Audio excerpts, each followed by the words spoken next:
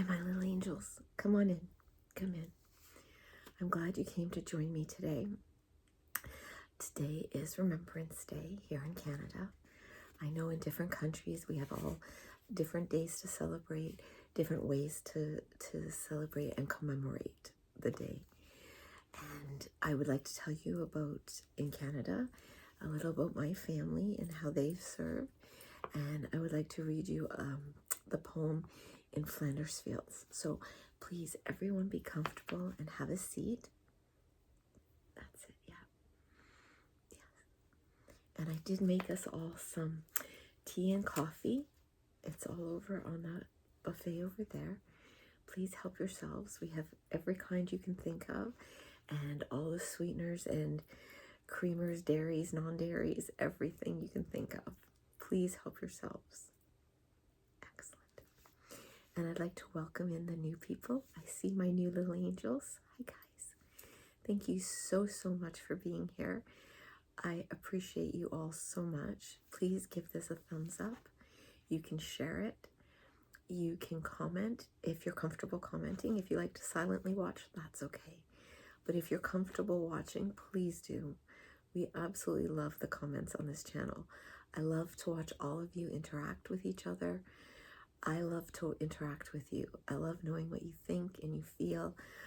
I would love to hear your stories of your family's service as well, or your own. I appreciate all of you for being here. Please give it a thumbs up. I've already said that, but please hit that subscribe button below. Thank you. And hello to all my returning little angels. I appreciate all of you so much. All of your comments, your warmth, your caring, your compassion, your connection. When we connect, we take this great big world and go, and we make it smaller. And that is a good thing. It's a very good thing, guys. So, I'm going to start by reading you a poem. Now, this poem was written by Lieutenant John McCrae, and he wrote the poem in 1915, and it's inspired the use of the poppy as a symbol of remembrance. And he wrote this after he attended a funeral for his fellow soldier and friend, Lieutenant Alexis Helmer. We should remember those names. Now, John McCrae was a surgeon, a doctor. He went in 1918, he was in a hospital in France, attending to the sick soldiers. He contracted pneumonia and passed away in France. So not that long after this poem, but I like to think we keep him alive in our memories by reading it every year. I'll try to do it justice, guys. In Flanders Fields where poppies blow, between the crosses, row on row, that mark our place, and in the sky the larks still bravely fly, scarce heard among the guns below. We are the dead. Short days ago we lived, felt dawn, saw sunset glow, loved and were loved, and now we lie in Flanders Fields. Take up our quarrel with the foe. To you from failing hands we throw the torch. Be yours to hold it high. If ye break faith with those who die, we shall not sleep, though poppies grow in Flanders Fields. A poem always gives me chills, always. I imagine him, after attending the funeral, being mournful, sitting outside one of those big tents, looking at the destruction, and then seeing the poppies growing, the bright red against the mud and dirt and sky, marking a lot of grave sites. And I can almost hear his mind at work, writing that poem and wanting people to be remembered. I think that's noble. I think that's honorable. And I will tell you flat out, I am probably one of the biggest pacifists you'll ever meet. I hate war. I think everybody hates war, but it's still, we're in 2024 and people still have to die to defend their country. It makes me so sad, but I am also a huge supporter of our troops. Whether you believe in the cause or not, they do. And my mom always, she heard a saying, I don't know if it was on TV or she read it, but she always would use it if somebody said anything against the troops. And she'd always say, if you don't want to stand in behind them, feel free to stand in front of them. And I always love that idea. I really do. I also firmly support people who protest for peace. I think that's noble as well. But today is Remembrance Day, and we're talking about those who've given their lives, whether they've passed or given their lives in service, dedicated their lives to service for us. That, to me, is one of the most noble and kind acts a person can do. We have good friends who are in the service, and I'm not just talking about the person who serves, okay? I'm talking about their family. If you are a member of a military family, thank you, because you serve as much as the person who's actually in the military. You sacrifice, you lose time with your loved one, you risk your loved one. I support you so much, and I thank you from the very bottom of my heart for that as well. So I do have a few stories I'd like to share. My dad was in the Air Force. I spent the first 3 years of my life on an Air Force base in Alberta, Canada, and this year marks 100-year anniversary of the Royal Canadian Air Force, and that makes me very, very proud. I actually have a messenger bag that says RCAF, and I take it with me when we travel. And somebody said to me, are you in the Air Force or do you just wear that for decoration? I said, no, but my father was in the Air Force. He goes, then you have a right to wear it, which made me feel very, very proud and very happy. But I think anybody that honors it can wear it. I really do. That's my personal opinion. So my dad was in the Air Force. My mom actually worked for the Navy, and I wanted to show you a picture of my dad in his Air Force uniform, but I couldn't get it to transfer so that I could show you. My dad was very handsome. My mom actually joined a Legion here in Ontario, and she was so proud. Every Remembrance Day, she would go and take part in the ceremony in North York, at the North York Civic Center. And the last one she attended, so yeah, that would have been, the November before she passed. And she got to meet someone who was a soldier from Australia. And he was taking part in our ceremony. And he kind of took her under his wing, you know, this 78-year-old lady. And she talked about that for months afterwards, how wonderfully kind and attentive he was. He listened to her stories about what the Navy was like back in 1957 and what Air Force life was like in 67. And then he would tell her his stories. It became a really nice little friendship they had. And both my brothers, my oldest brother was Air Force.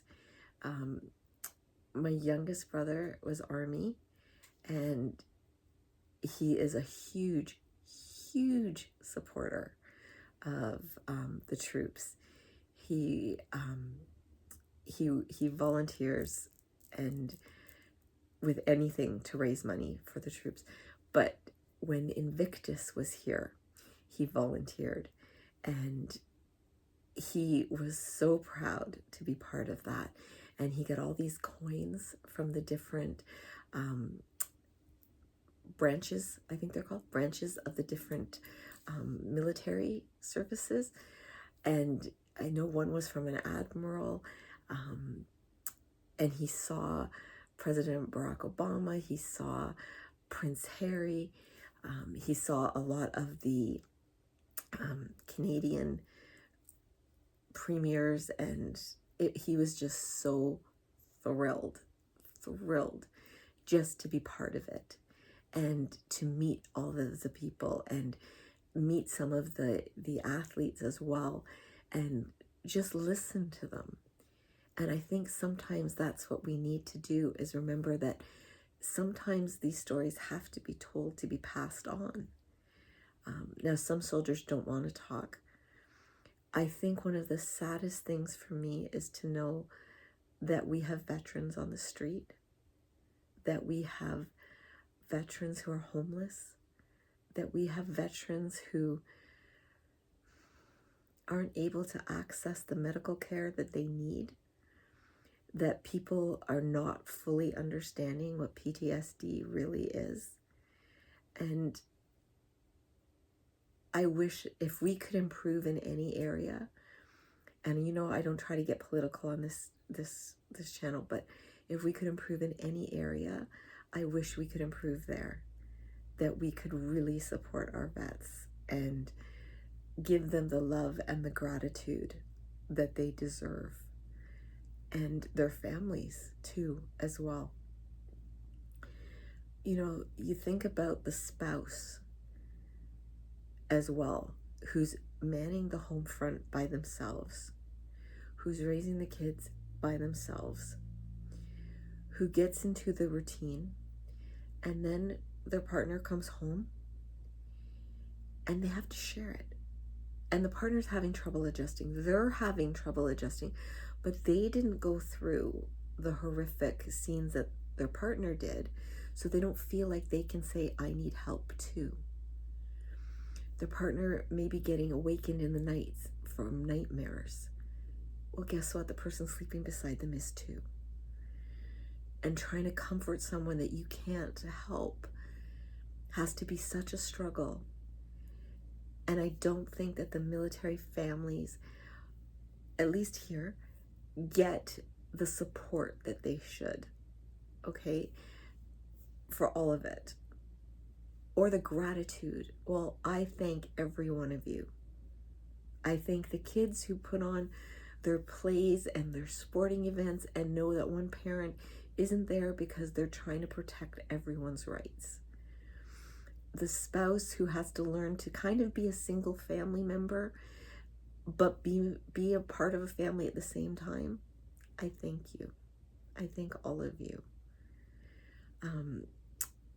Both my nephews were in Air Cadets and went pretty much as high as they could go. Then I have military on both sides, my mom's side and my dad's side.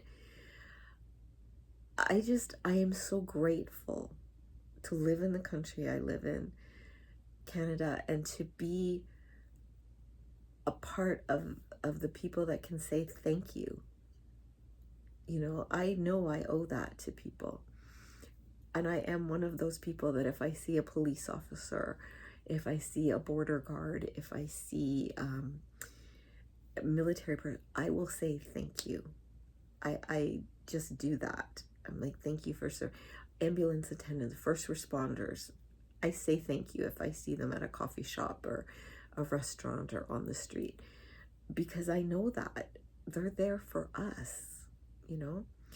And gratitude is such a huge part of this channel, of being able to say, thank you. We appreciate you. I appreciate all of you, every single one of you. And I think that Remembrance Day, for me, is a day that not just remembering those we lost, but remembering that we have rights and that people paid the ultimate sacrifice for that, for us, you know.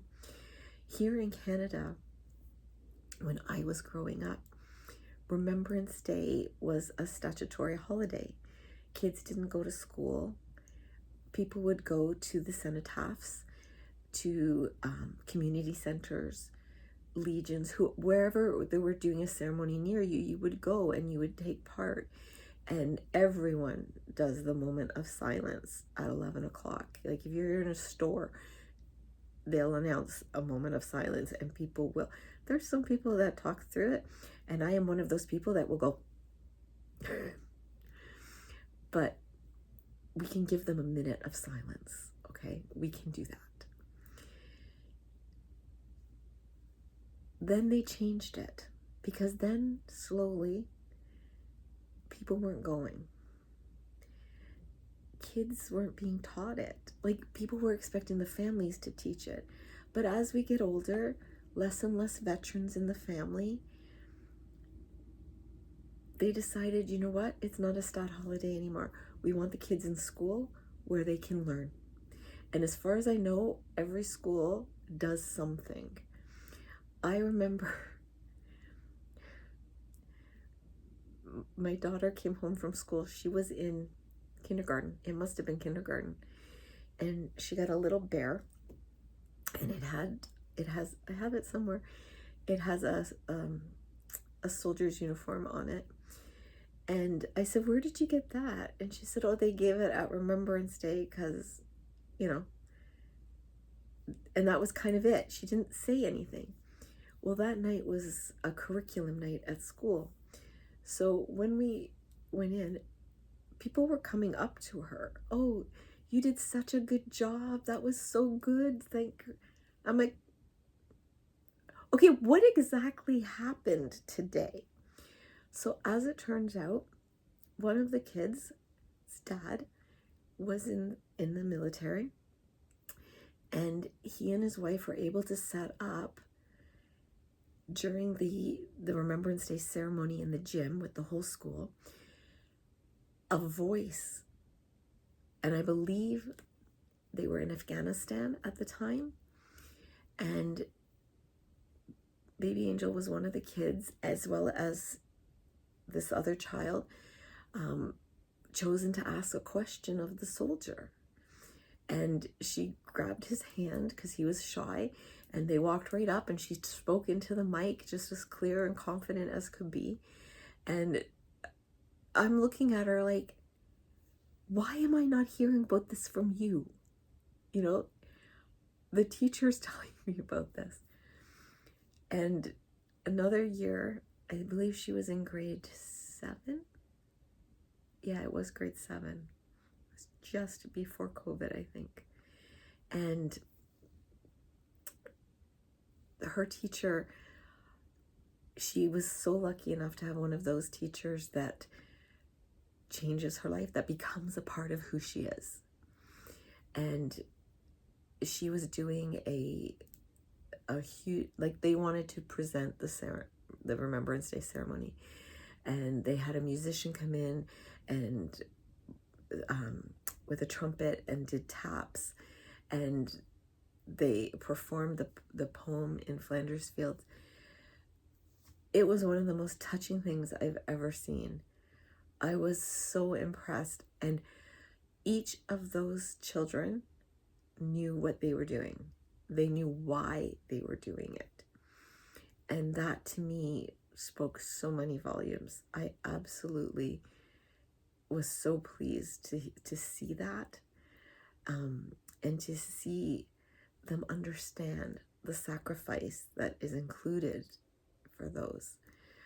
So I'm going to read it one more time, because I think it's important.